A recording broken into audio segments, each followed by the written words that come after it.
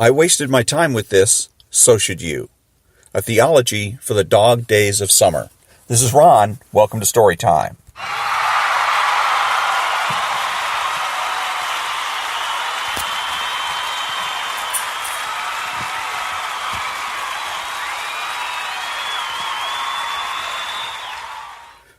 I'm standing in the fourth fairway addressing the ball. It's over 100 degrees in Central California, and the course has been freshly watered, making the air unbearably humid. But here I am, standing over the ball and completely focused, sweat pouring off my brow and onto my hands and down the golf club shaft. I need to fade the ball to just a tad to work it around the dogleg right. Nothing else matters now. The first heaven and earth have passed away. I've been raptured away from the world, the flesh, and the devil. Right now, there's nothing so important as getting this little white ball into a small hole some 300 yards ahead of me. I finish the round, and, as usual, the demons come. First, the golf demons. Why didn't you keep your head down on that shot? What were you thinking on the seventh tee? Then, the Christian demons arrive, with their incessant liturgical refrain. Shouldn't you be doing something useful instead of playing golf? These beings also plague me when I sit to watch baseball, football, or basketball. All is well and good for the first quarter or first 3 innings. Then I hear, shouldn't you be doing something useful? The accusers repeat that refrain until I shut off the TV and find something useful to do. But for better or worse, I still succumb to the temptations of golf and fly fishing. And when the demons bring me before the court of self-justification, shouldn't you be doing something useful? I am compelled to account for my time. That's because I'm an evangelical Christian with Calvinist sympathies, and a complex syndrome that even prayer and fasting can't seem to cast out. Our tribe knows better than most that there is a suffering world going to hell, so we need to be attending to the Master's business. Time is short. We must be faithful in small things. We mustn't bury our talents or hide them under a bushel, because efficiency is next to godliness. There are 2 lines of defense I employ when these prosecutors, briefcases bulging with such arguments, show up. The first is therapeutic. I've worked hard in my career as a pastor and a journalist. Everyone who knows me agrees with that. But I'm limited and fallible. At least that's what my wife tells me. So I need to pace myself, and, from time to time, I need to get away from work, no matter how noble. I need to rest so I can come back to work refreshed and ready to, work harder and longer. So I tell myself I need these 5 hours of golf and these 2 days away on the river so that I can be a more productive worker in the Lord's field. Sometimes after making this speech to myself, the prosecution rests, but only briefly. Okay, they say, you need a break. We get it. But why not take a break that is a little bit more useful? Why not take up running or biking? These at least would do your body some good, making you fit, extending your 70 productive years, and giving you more energy so you can work with more diligence in the Lord's fields today. They consume so much less time, and not to mention they cost so much less. You do want to be a good steward of your money, don't you? Yes, but golf has moral and spiritual benefits. Thus begins my second line of defense. To even learn to play passably, which for me is in the low 90s, requires extraordinary amounts of time on the practice tee or on the golf course. It requires attention to the finest details of your body, the course, the weather, the ball's lie, the angle of the shot.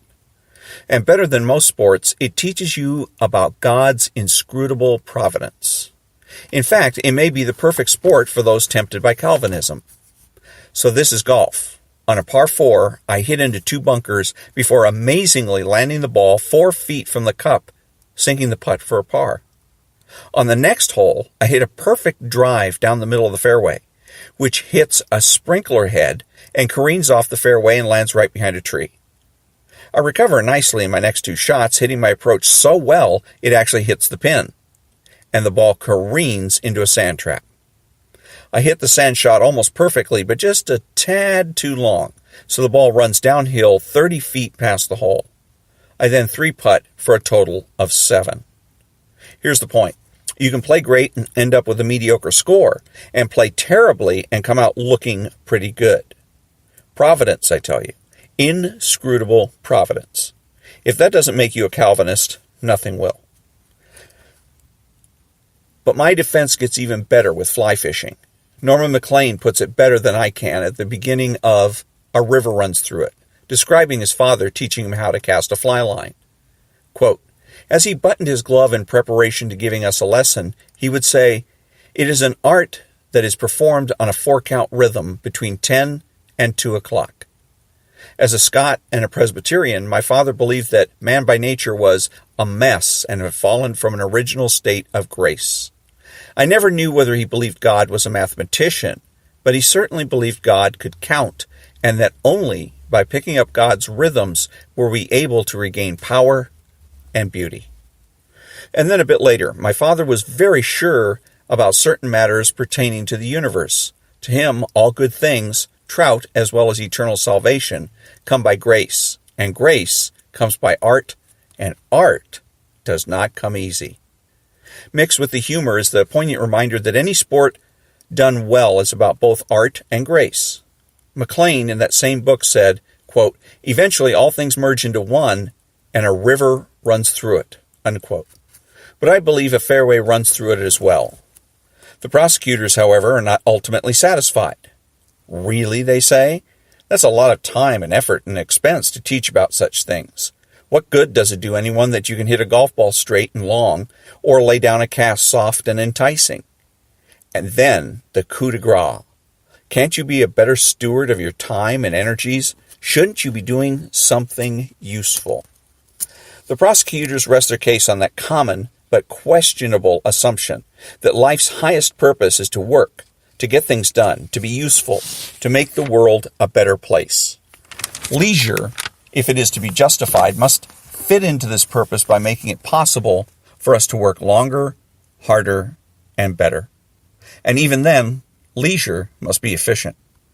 One would think that if work were so important, it would have been one of the 10 commandments. But there is no command to work, just an assumption that one will have work in this life, and that work does in some way reflect God's creative nature. The only commandment on the subject of work tells us to stop working. Furthermore, this one commandment points back to the creation story, where the only day that is called holy is the day when the Lord rested. I suspect that this is why the writer of Hebrews alludes to heaven as an eternal Sabbath rest. And the new heaven and earth described in Revelations is not described as a place of activity, but one in which the inhabitants spend a lot of time simply marveling at the beauty of the place. The Bible frames our existence not by our usefulness, not by what we accomplish, but by what we enjoy. The purpose and meaning of life, then, may not be about finding something useful to do as much as it is about learning how to engage in seemingly useless activity, like marveling at the beauty of God and His creation, and even more to the point, recognizing that the work of Christ on the cross was akin to God's work in creation, so that Christ's words, "It is finished," unquote, parallel the creation's story. Quote, "It was very good," unquote. All that has most needed to be accomplished has already been completed. We can relax and play. Biblical rest does not mean doing nothing, for the eternal Sabbath rest includes joyful worship of the Lord. But the activity of rest is not about doing something to justify our use of time. It's not about shoring up our energy for more work. It's activity designed to do one thing: bring joy. If it's not useless, in the way we normally understand that word, it's not rest. And one of the best ways to rest, besides worship, is to play. Catholic scholar John Huizinga, in his classic book, said play is a free activity standing quite consciously outside ordinary life as being not serious, but at the same time absorbing the player intensely and utterly. Michael Novak, in The Joy of Sports, agrees. The first free act of the human is to assign limits within which freedom can be at play. Play is not tied to necessity, except to the necessity of the human spirit to exercise its freedom, to enjoy something that is not practical or productive or required for gaining food or shelter. Thomas Aquinas concluded, as one scholar summed it up, quote, God plays. God creates playing, and man should play if he is to live as humanly as possible and to know reality, since it is created by God's playfulness. Unquote.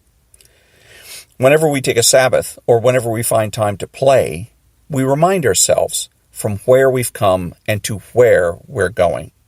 We're living into our purpose and destiny. We're practicing for eternity. This is why Peter L. Berger, in his book, A Rumor of Angels, says that play is a, quote, signal of transcendence, unquote. All of this, of course, might be one fancy justification for my useless hobbies. Maybe I've thought all this up so I don't have to feel so guilty when fly fishing or golfing. Could be. Or it could simply be true. And if so, that makes all the difference. And that was the article by Mark Galli, who's editor-in-chief of Christianity Today, from the July-August issue of Christianity Today. And this today is Sunday, January the 14th. And the next episode of Storytime will be on Tuesday the 16th. And until then, thank you very much for joining me, and have a great day.